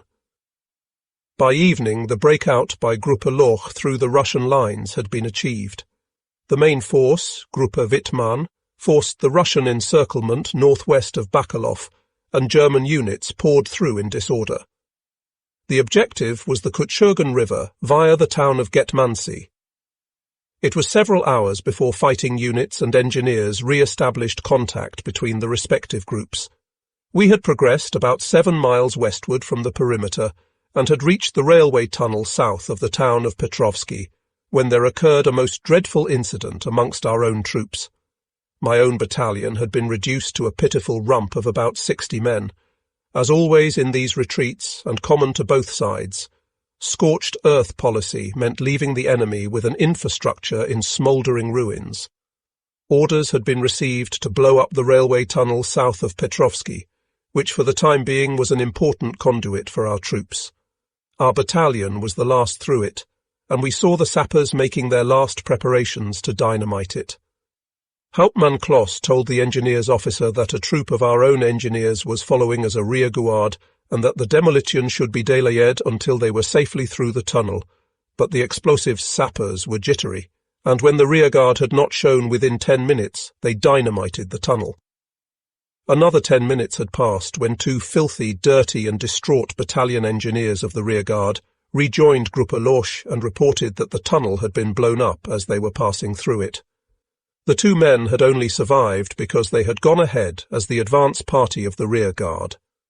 The story was received with incredulity, then anger and rage. The battalion marched on, and half an hour later reached the agreed assembly point. A sentry called out suddenly, "Stop!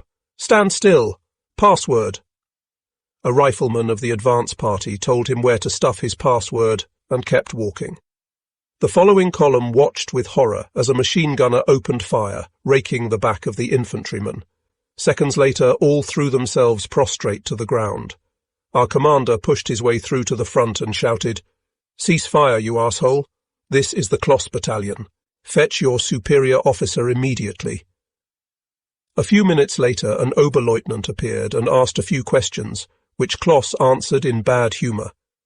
Finally, he received the instruction to approach alone. Kloss rose cautiously, and holding his pistol at the ready, went forward. He was trembling with rage. At the feet of the Oberleutnant, Kloss saw the killer gunner sitting behind his weapon. He was no more than a youngster, convulsed with fear. Kloss roared at him, "You filthy shit! You have killed a comrade, and now I am going to kill you, you swine!" His hysteria built to a high pitch and became rapidly uncontrollable before he gave a long cry and emptied the magazine of his pistol into the youth, who watched his death at the hands of a German officer with eyes wide in panic. The nearest rifleman wrestled Kloss to the ground, slapped his face and forced him to calm himself. Aside from these men and the Oberleutnant, the latter of whom understood this momentary nervous breakdown on Kloss's part, there were no witnesses to the incident, and thus no further action was ever taken. The two soldiers had merely fallen for the Führer and Greater Germany, but as to the circumstances of their passing, nobody could be found subsequently who knew. That evening, Gruppe Loch re-established radio contact with a neighbouring Wittmann battalion to the south of us. The outlook was not good. The structure of the latter had disintegrated, and numerous independent units were involved in continual skirmishing during the 25-kilometre chase to the Kutschurgen River. Towards 10, Wittmann's HQ picked up a signal from 97 Jager Division, calling all German units behind a new front line on the bank of the river, 97 Jager Division having prepared crossing points protected with the support of 257 Infantry Division. It was fairly desperate, for the Russians in hot pursuit were lobbing large quantities of mortars into the retreating columns. Wittmann assembled his last artillery pieces into a battery and surprised them with a bombardment. It gained his advanced companies a breathing space, but the Russians were prompt to turn their attentions to the breach in the encirclement through which Gruppe Wittmann was still pouring. The enemy opened up a withering fire, but this was countered by desperate hand-to-hand fighting supported by sniper, fire concentrated on Russian MG positions and mortars. After an hour, the determination of the Soviets wilted and the breach held. It was a moonless night, and little further contact was reported. At 9 on the morning of 7 April 1944, the first of Gruppe Wittmann's force crossed the Kutschurgen. His 5 divisions totalled 4,500 men. 3rd GD had less than 1,000 survivors. We kept on going for 3 more days, crossing the Dniester on 10 April. It was a portentous moment, the end of Barbarossa, for we had passed beyond the territorial limits of the Soviet Union and entered Romanian Bessarabia. After 3 years of the most bitter fighting and horrendous losses, all now knew beyond the slightest doubt that the war was being brought ever closer to the Reich. The enemy we faced on this front had to be held, forever if possible. A tiny spark of hope still glimmered that somewhere, somehow, we could stop him permanently. Whenever I had time, I would reflect on what made a good sniper. In warfare, soldiers are faced with the constant threat of serious injury, mutilation, and death. Many crumble under the psychological burden and panic under pressure. This often manifests in firing off wildly or creating a mental disposition to run once things begin to deteriorate. A soldier's resistance to stress determines his quality far more than his marksmanship or other technical ability. For this reason, a sniper in prospect is difficult to spot away from the front. In particular, the selection and training of a future sniper based only on shooting ability is a grave error, for the soldier must be possessed of a high degree of self-control and have nerves of steel. Good accurate shooting can be learnt, and the value placed on it by the military in the initial stages of the selection process is exaggerated. The maximum effective range for a rifle under battle conditions is 400 meters, but as a general rule half that when aiming to hit the greatest surface area of the target centrally. Absolute reliability, adherence to military routine, ruthlessness and the art of sharpshooting make the sniper, not target shooting at 100 meters. So far as I can recall, the only occasion when I dressed in full camouflage gear occurred shortly after our arrival at the Dniester. We set about making our trenches homely and created a sort of village organisation based on the regiment. From thin air all kinds of utensils were produced, washrooms and showers, barbers' saloons. Poultry appeared as if by magic, treasured for their flesh and eggs, and naturally guarded by their owners like the crown jewels. Foxes, the humankind, lurked in the shadows, casting covetous eyes at what was on offer, and the successful poultry thief was a man to be revered among the lower orders. The battalion dispatch runners, to whom I was on semi-permanent detachment, had little opportunity to cultivate company life. Their efforts for a better diet had led them down the slippery road to crimey. Their distrustful comrades watched them like hawks, but it was only a question of time before the big coup. Freely wandering the battalion lines, it had come to my notice that the CSM of the neighbouring company owned a hen, named Josephine, which could be relied upon to produce an egg daily for the CSM's table or barter. A single bird was an ideal target for abduction, for if one exercised due caution, the danger of a general cacophony, such as one might expect from a disturbed flock, was absent. I was elected unanimously for the job on account of my fieldcraft, since my red Indian instincts, not to mention cat-like agility, made me the perfect choice. It was a night of the new moon and fully overcast, ideal for a commando raid of this kind. While the others stoked the fire and prepared the cooking utensils, for the first and only time I put on full camouflage dress, blacked my hands and face, and attached leafy vegetation to my peaked cap and uniform until I looked like a bush. After receiving brief instruction from a former poultry farmer in the technique of killing a bird by hand, I disappeared into the darkness, rustling lightly in the wind. Like a fox, I slunk into the headquarter of the neighbouring company. The hen was sleeping in her nest, a lovingly furbished wicker basket for artillery ammunition. There was a sentry about 20 metres away in conversation with a friend. They were sharing a cigarette, and every time either took a drag, they raised a steel helmet to their faces so that the glow from the cigarette should not betray them to the enemy. I was more on tenterhooks than normal, for this was looting, and the penalty for detection could easily be the firing squad. Scarcely daring to breathe, I lifted the catch of the wicker basket. The hen was sleeping with her head under a wing. I could not afford to make a mistake. Keeping the lid up by resting it against my forehead, I seized the bird with both hands and swiftly put her to sleep permanently. With a glance at the sentry, who was chatting and had seen nothing, I stuffed the dead Josephine inside my camouflage jacket and disappeared as silently as I had arrived. Within 15 minutes the bird was plucked and eviscerated, and the inedible evidence carefully buried.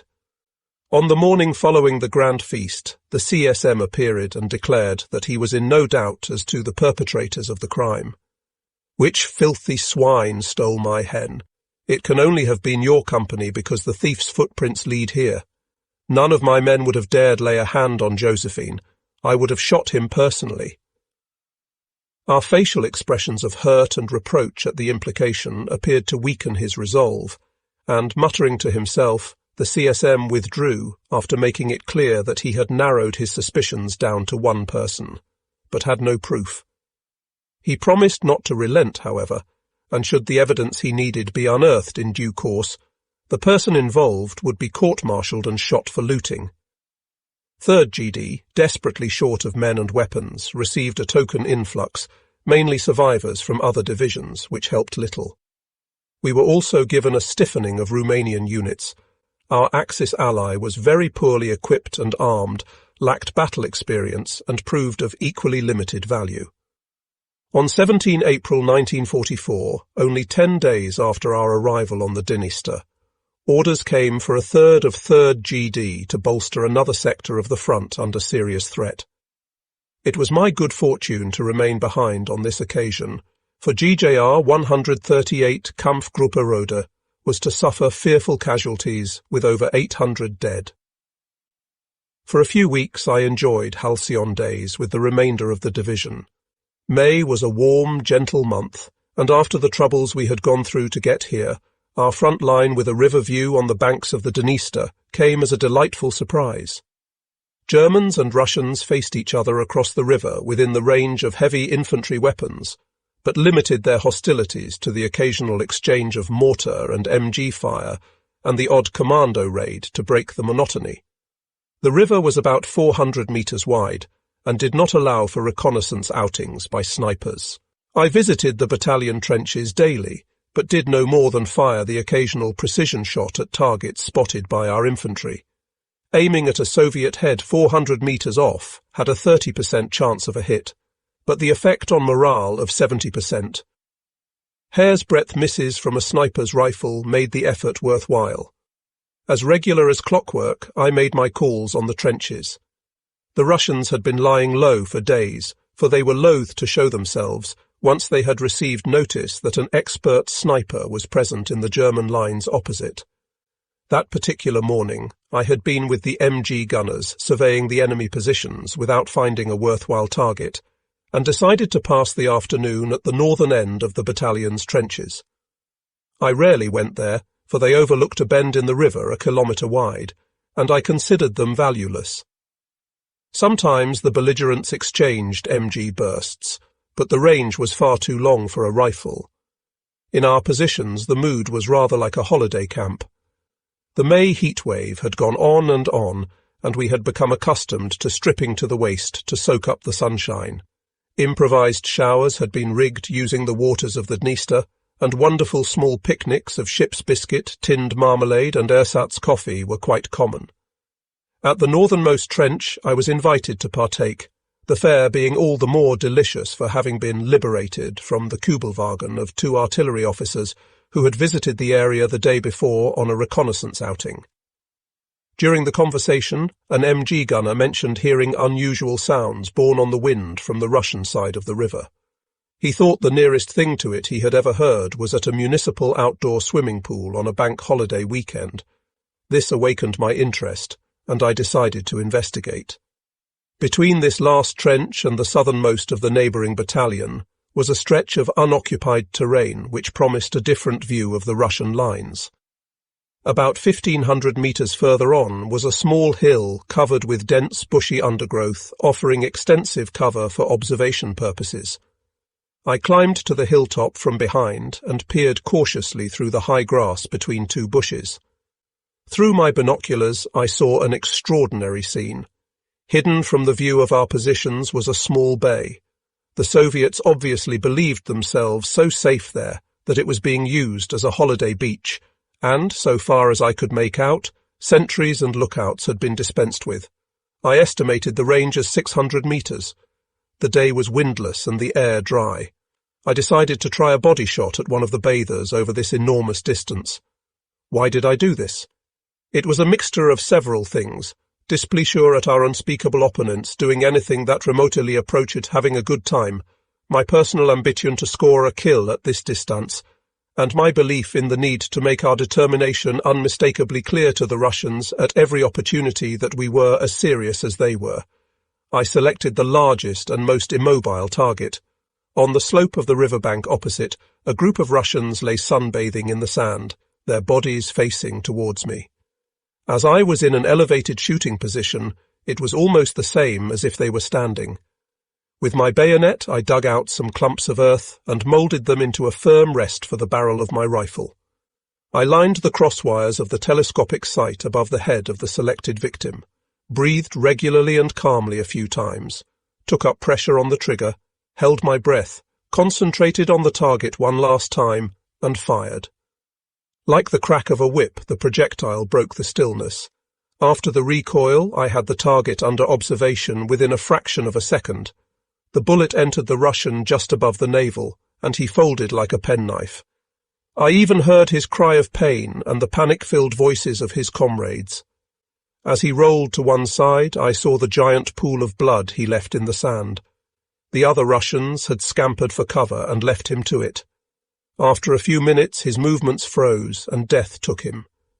Meanwhile, I saw through my binoculars a number of uniformed Russians appear above the slope.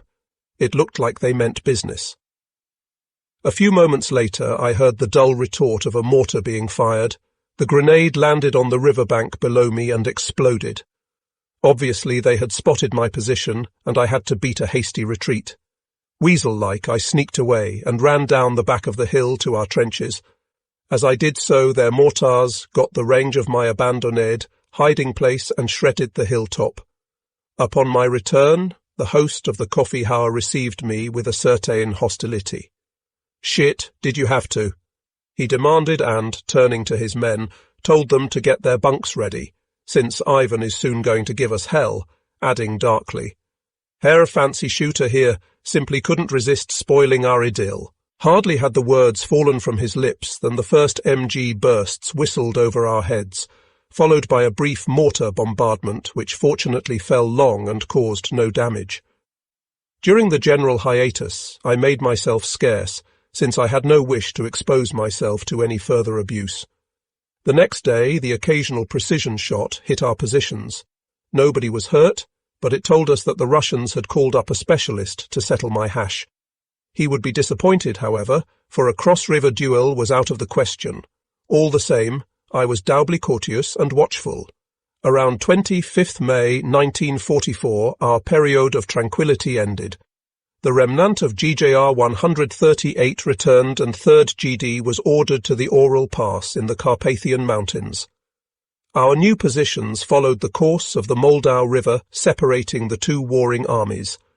In addition to the watery barrier, the wooded slopes of the gently rising mountains provided us with good cover, while the land on the Russian-held side was open plain and easily observed. For once the fates had smiled kindly on the division, for the Russian strong point was well to the north of its positions, and locally the Soviets were interested in nothing more alarming than the occasional skirmish. Another unexpected period of tranquility thus became our lot. Really fine summer weather offered our exhausted troops a chance of modest rest and recuperation. We readjusted quickly to trench life and slept in earth bunkers entered through a low porch of corrugated iron sheeting. A trestle table and benches for 8 under the trees endowed the place with a holiday camp look again. For the man in the field, the tension of constant warring very often resulted in a voracious sexual appetite. The outlet for this natural desire for sex was only available when a unit found itself in a relatively quiet situation. While officers and senior NCOs would consort with market girls, female volunteers, and Wehrmacht auxiliaries, the common foot soldier was rarely accommodated because of his low rank or standing. The German army considered rape a very serious matter, and the penalty was severe. Local brothels, if they existed at all, would be unable to cope with the demand when a whole division arrived, and in any case, OKH opposed such establishments on principle as sources of venereal disease. Many men actively sought infection with gonorrhea as a means to loser their fit for the front category. The other main venereal scourge of the time, syphilis, was barely treatable, and a condom gave no protection. After contagion there would be a period of remission of several, perhaps many years before its effects began to show, and it was therefore worthless to the malingerer. Gonorrhea showed after a few days, was highly contagious, did not go away and required immediate treatment. In order to provide a sexual service and guard against its disadvantages, it was the practice along secure sectors of the front to allow a Wehrmacht field brothel to be set up. For the purpose of preventing the infection and spread of gonorrhea, these brothels had more medics in attendance than girls. Preventive treatment for everybody followed a sex session and was painful and extremely unpleasant, involving as it did a large syringe being forced into the urethra for the purpose of releasing 100 milliliters of a green sulfonamide solution into the genital tubes. All handling of the body parts was carried out by the medic. The disinfectant had to be retained for 5 minutes and could then be urinated free. It was reported that the latter sensation of relief was more orgasmic than the session which preceded it. Where an advanced stage of gonorrhea was diagnosed, the sufferer was sent to one of several special hospitals known collectively as Ritterberg, where the purpose was not only to cure the disease, but to deter the patient from unhealthy future contacts by an unnecessarily barbarous method of treatment and care. Those who became reinfected were court-martialed on a charge of self-mutilation. A Wehrmacht brothel had arrived in the local town. It was staffed by 5 Romanian girls who charged 5 Reichsmarks. Privacy was afforded by a Wehrmacht blanket draped over the doorway, behind which lurked a sadistic medic waiting for the Jäger's session of pleasure to terminate and his own to begin. I had recently met up again with sniper Josef Roth, and in our long conversations the brothel question would occasionally arise. Neither of us had known sexual contact with a woman in our lives, and we agreed that this might be the last chance for the experience before death. We were still arguing the pros and cons when I noticed a supply sergeant who had delivered some ammunition and was now sitting on the running board of an Opel Blitz lorry waiting for orders. By his red beard I recognized him as the Viking who had been my platoon commander during my first 5 days at the front. He had divined our intentions and made us listen to an account of his own experiences at the same brothel, stationed elsewhere a few weeks earlier. His description of the drastic preventive treatment left us both in no doubt that the brief few minutes of pleasure were not worth the consequences. Being of good Catholic upbringing, I was in any case not 100% certain that I wanted my first sexual experience to take place in a Wehrmacht brothel, and by the end of the war had resisted all further temptations. By some miracle the division had been returned unexpectedly to its full quota in men and materials. The officers probably knew by now that we were at full strength for the last time. They had seen the writing on the wall long previously. What kept them all going was the determination to hold off the Russians for as long as possible. The Soviets were massing for another onslaught against the few German and Romanian divisions. The calm before the storm would be the last opportunity for the few long-servers in the division who had more or less come through everything without serious injury to see their families, perhaps for one last time. So far as possible they were granted leave. At age 19, and having served 10 months on active frontline duty in the German army, I amounted to a veteran, but had a lower priority for leave than fathers of children and men with 2 years in the army. Moreover, snipers could not be spared from the front. Theoretically, my chances of leave were nil until Hauptmann Kloss, my battalion commander, who held me in regard, found a way to resolve my difficulty. In the last few months of 1943 at the larger military depots, firing ranges were introduced for sniper training. The course lasted 4 weeks. Those taking part were recruited from recent conscripts, but also included veterans from the front who had been identified by their company commanders as good prospects. They would receive a sniper rifle with telescopic sight and instruction in the art.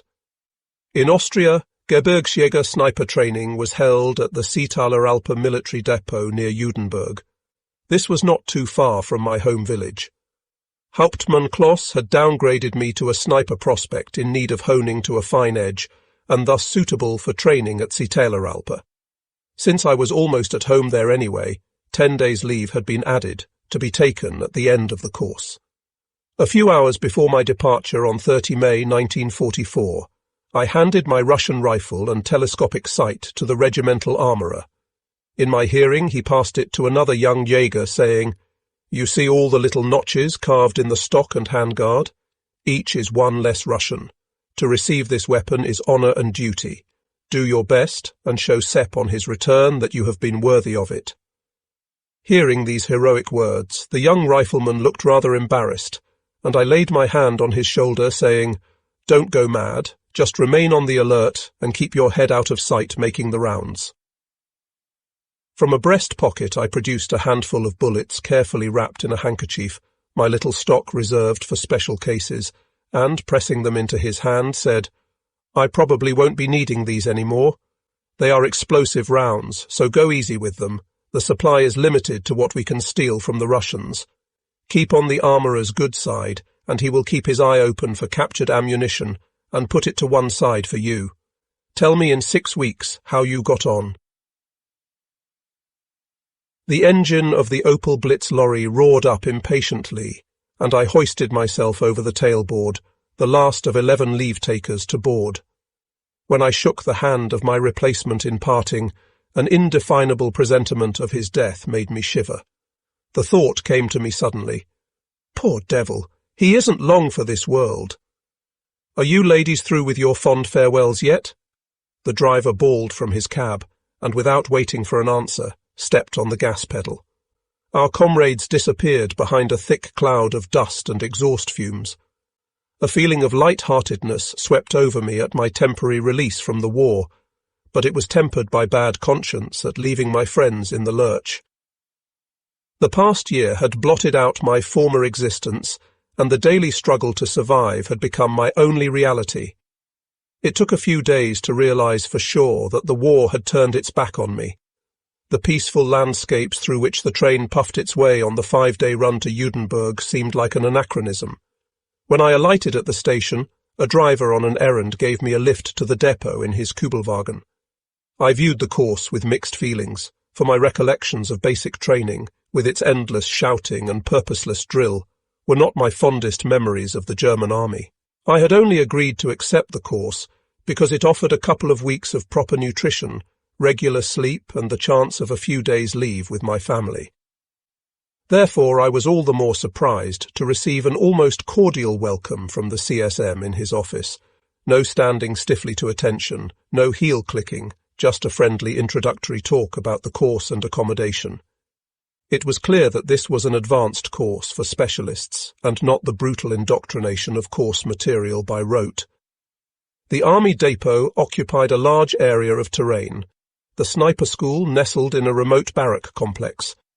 I shared a hut with 4 18-year-olds from Mittenwald, who were fresh from basic training at Kufstein and had been sent from there directly to sniper school, having impressed instructors with their stoical calm and outstanding faculty of observation.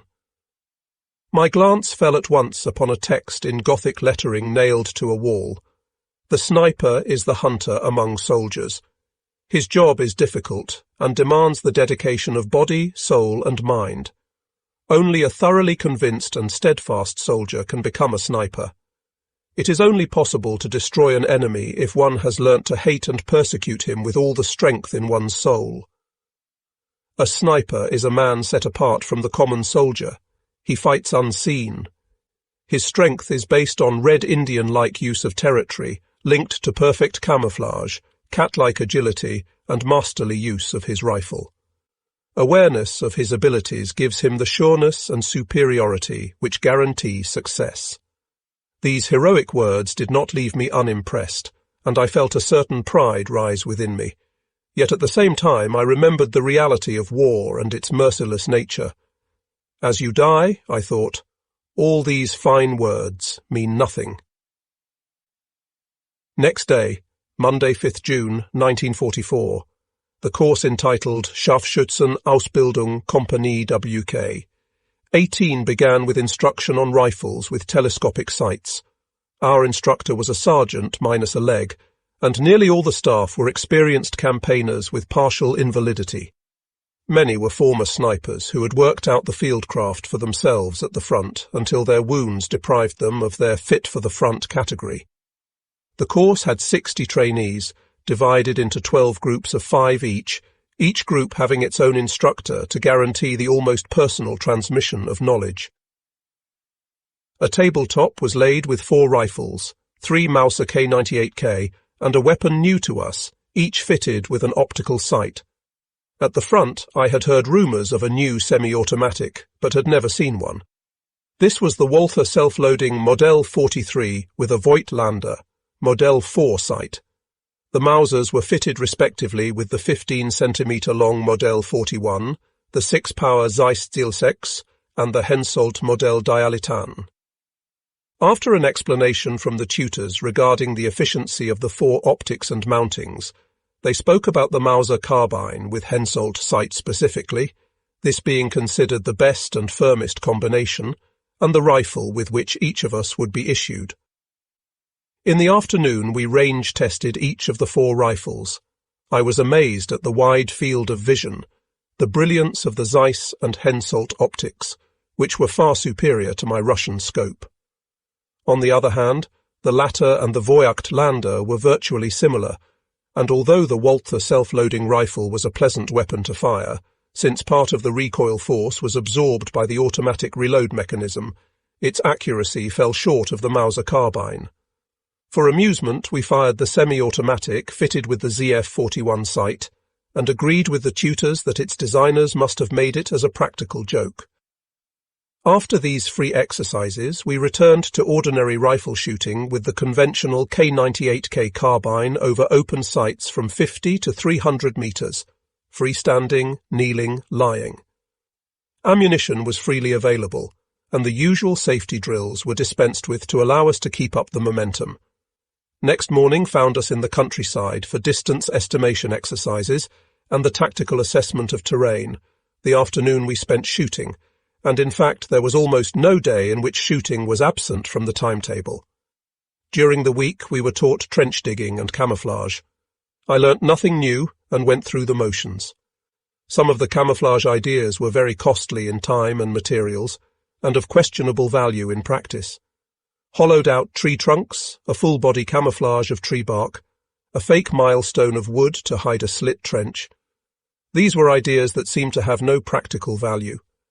In my experience, camouflage needed to be quickly prepared, effective and improvised from the simplest materials available, limiting the sniper as little as possible in movement. On the last day of the first week, we were introduced to the shooting garden. About 50 metres from the firing stands was a miniature landscape designed to resemble a valley with roads and a village reduced to scale. 3 small-caliber army sports rifles were provided. The Walther Deutsches Sport model with 4-power Eugi sight, the Men's Deutscher Sport and the Gustloff Wehrsportgewehr, the latter 2 both fitted with the ZF-41 optic. The exercise was to keep the landscape under observation and shoot at small papier-mâché figures as soon as they appeared at windows, between houses or behind trees. Tiny cars and horse-drawn carts moving across the landscape were also to be brought under fire, as the situation demanded. In this exercise, my practical experience came to the fore. My trained eye picked out the slightest movement, and it was rarely more than 30 seconds before my shot hit the target.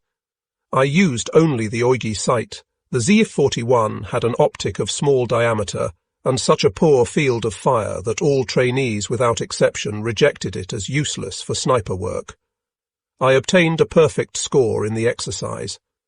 The course tutors knew that I had some sniper experience, but did not know the extent. A perfect score was so rare that they already suspected there was little more they could teach me. The shooting garden received frequent visits from use throughout the course. The arrangement of scenery and location of targets was changed regularly. To encourage competition between the candidates, our daily scores were recorded, and the eventual winner received the reward of a certificate and a large sack of groceries. We were required to keep a small personal notebook to list our scores and jot down observations on the terrain. On the battlefield, it was supposed to serve to note our witnessed kills as well. My roommates advised me to always use code and omit my name as owner, and most important of all, to lodge my claimed kills on an anonymous sheet with the CSM, the purpose being to avoid me being identified as a sniper if captured. Any German soldier who fell into Russian hands and was identified as a sniper could expect to be tortured to death. I saw some of the younger trainees blanch when they were told this. Monday of the second week was a red-letter day. That morning, a lorry arrived from Mauser, and we helped unload a number of crates stenciled by F. They contained brand new K98K carbines fitted with the 4-power Hensoldt sight on an adjustable mounting. Each man received a personal issue, its registration number being entered into our individual course books. It would become our personal property upon passing the course successfully. The younger soldiers without battlefield experience were very keen to qualify for this very reason. On inspection, I found the weapon to be quite a lot shorter than the Russian rifle I had been using, but the optic was far better. I could hardly wait to test the weapon that afternoon, and after the first few rounds I concluded that this was the sniper weapon which led the field.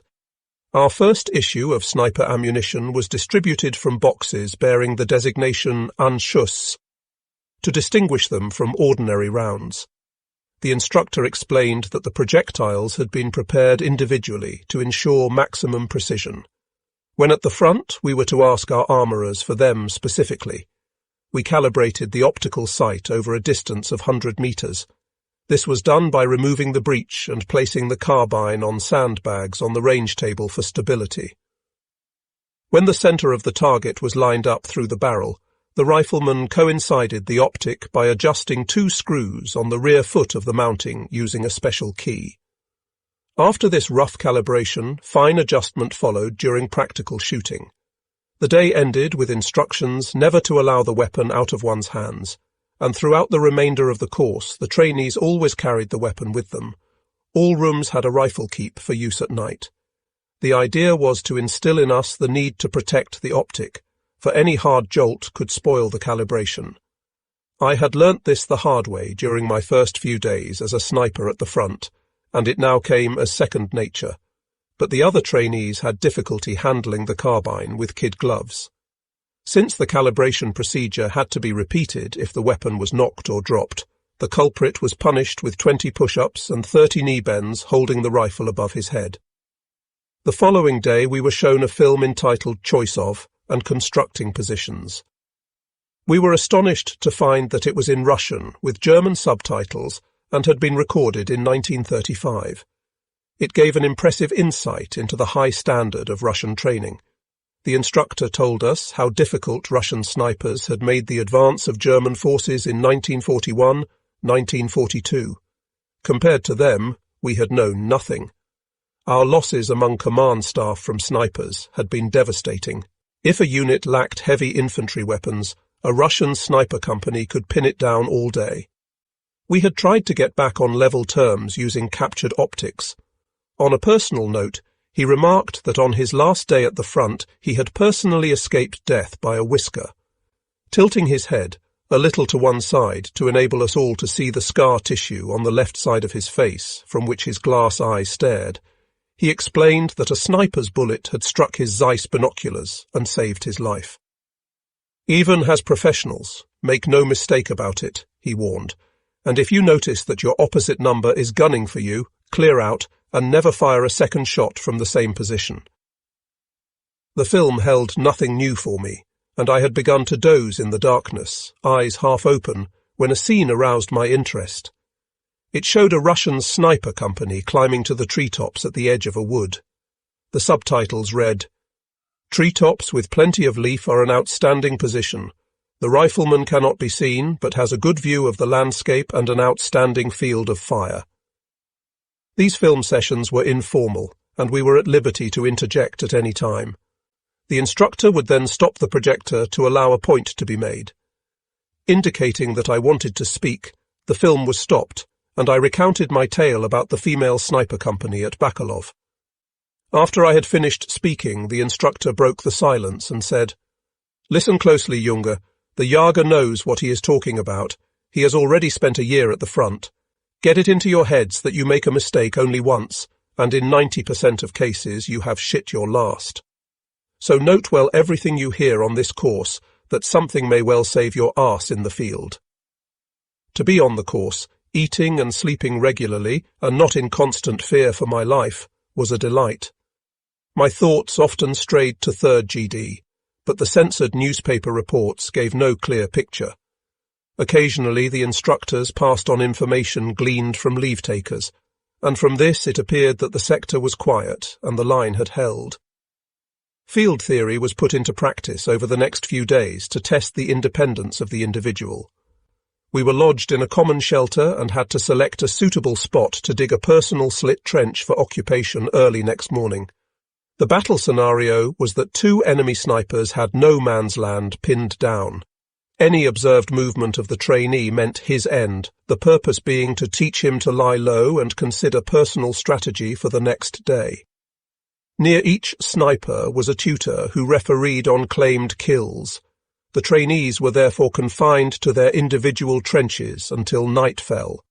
Horror showed itself on almost every face. The value of the exercise was obvious to me, of course. To remain more or less immobile in one spot from 5 in the morning to 11 at night brought with it questions about food, water, and the natural functions. As a veteran, I chose and prepared a position that took all this into account. My comrades preferred, for the most part, to cover their helmets with a light camouflage of grass and fresh twigs. The day of the ordeal was baking hot. By noon, the trainees were bathed in sweat. Their limbs ached and bodily functions needed to be exercised and could not be. Early on, I had got a look at the terrain and spotted where the instructors were positioned. From then on, it was a piece of cake. I had prepared my slit trench sufficiently deep that I could lay well below the surface.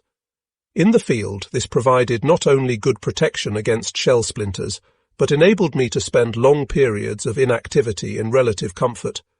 A small drainage hole for urinating was reached by a turn to one side. I had trained my body to evacuate early morning, and the problem of solid waste did not arise. As a veteran at the front, it was routine to carry a small supply of water and dry tack. At Taylor Alpi, I simply made myself comfortable and spent the day sleeping and chewing biscuit and black bread. When darkness fell and the order came to return to barracks, I found many of my comrades at their last gasp. Most had wet their trousers and worse, attracting the petty observation of the Corsi tutor. "Men, here's a hot tip. First thing up on rissing, empty your bowels," or words to that effect. Next day, during the official tour of the trenches, I was asked to give the points for and against my own dugout. The course was approaching its end, and many were uneasy at the imminent prospect of spending the remainder of the war in the thick of the fighting at the front. They received a further foretaste during instruction in ammunition. Snipers often moved in no man's land between the lines. If spotted by the enemy, they would be engaged with heavy infantry weapons. In order to judge the correct defensive method, it was an advantage to recognize these weapons by the noise they made when fired. If one came under mortar attack, for example, it was only a question of time before the Russians got the range or saturated the area so thoroughly that one could not avoid falling victim. In this case, it was essential to leave the trench at once. If one could not retire through cover, the alternative was to jump up suddenly and run in wild zigzags for the German lines. As previously stated, snipers called this the Hasensprung, the hare's jump. It required a high degree of composure, but offered the only possibility of surviving the situation. Hare's leap was therefore practiced repeatedly in training, yet when the hour came, many snipers preferred to remain in their foxholes in a blue funk and perished. While a real mortar could be fired for our instruction, a gramophone record was played for the acoustic demonstration of one of the most feared Soviet weapons, the Stalin organ, a multiple rocket launcher mounted on a lorry. The full battery would transform a football field into a blizzard of steel splinters and worked earth. The rhythmic, howling noise of discharge played at full volume made the stomach turn. When my co-trainees asked me what was the best defence, I replied, "Find the deepest hole possible and pray." To round off, a new kind of infantry ammunition was shown. This was known as the B-Patrone, B-bullet, B standing for Beobachtung, or observation. It had been developed originally as a tracer round for calibrating fighter weapons. The round exploded on impact and indicated the accuracy of the burst. Aerial MG gunners were able to calibrate their weapons relatively quickly using this optical aid. The ammunition was very expensive, however, and its use limited to the purpose for which it was designed. The Russians, on the other hand, had issued it to their troops from the onset of the Barbarossa campaign. It was much feared by the German infantry because of the terrible wounds it inflicted. Russian snipers were particularly keen on it. I had already had experience of explosive bullets, and to the extent that the enemy had no compunction in putting it into general use, I considered it justifiable that German snipers should receive the issue. The munition used in small arms was illegal under the Geneva Convention, but the Russians had obviously waived the right to object, and the war was at such a desperate stage for ourselves, having regard to the type of people we faced in the East, that the end practically justified any means. During a short demonstration with these bullets, trees 5 centimetres in diameter were felled without difficulty. During the last 2 weeks of instruction, the course concentrated more on the practical. Besides the daily visits to the firing range and the shooting garden, we concentrated on movement in the field, passing unseen through military exercises held by other units, or infiltrating between the lines. Later, the principle of the shooting garden was transferred to open terrain, and a time limit imposed for spotting and shooting at the papier-mâché figures. For failure, points were deducted from the scorecard and death awarded. My inexperienced colleagues quickly came to understand the dangers of the life they had embraced. When these drills began, they died like flies, and I was not a stranger to error myself. Yet it was not quite so bad as it looked, for official sniper tactics were permanently offensive, while in reality, on the battlefield, many difficult situations resolved themselves by a healthy dose of caution. A good sniper had to know when it was best to vanish, but the training program did not teach discretion.